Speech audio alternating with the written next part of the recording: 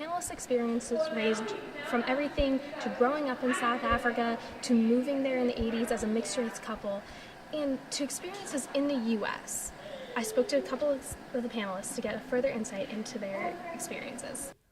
Alexia Franzitas had what is considered an atypical experience growing up when Mandela came to power. I went, the particular type of school that I went to though in Cape Town was what was called a Model C school. And this is a school whereby the parents actually decided what type of race was allowed to attend. The school I went to was probably very different to what a lot of other South Africans have been to. I had people in my class from grade 3 that were what we call like a Cape colored. So they were obviously, they were darker than I was. People were friends. I mean, you didn't really think about anything else. Just like, oh, okay, cool, this person's in my class. I was quite lucky that that kind of model was around when I was at school.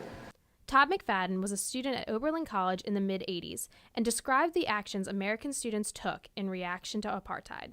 Being the kind of students that we were, it was inevitable that we would kind of find some way to involve ourselves in that struggle.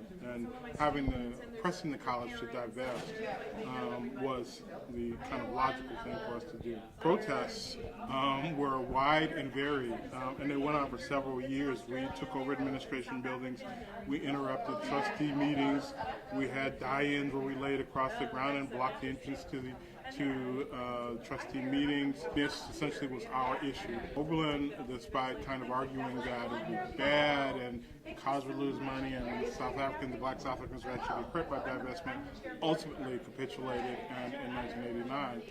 While studying abroad this past fall, George Daniel saw firsthand how Mandela's legacy lives on in the younger generation. I left 4 days after he passed, so I was there for a few days directly after. I got to see the initial reaction and the initial emotions that poured out directly after he passed away.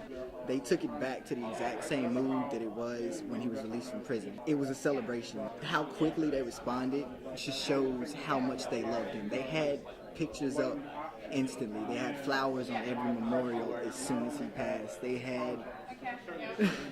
had music, they had poetry vigils, they had tributes, they had everything. Within 24 hours of his passing, he was the father of the nation. He was Tata, he was cool, he was Madiba, he was what their country was built on.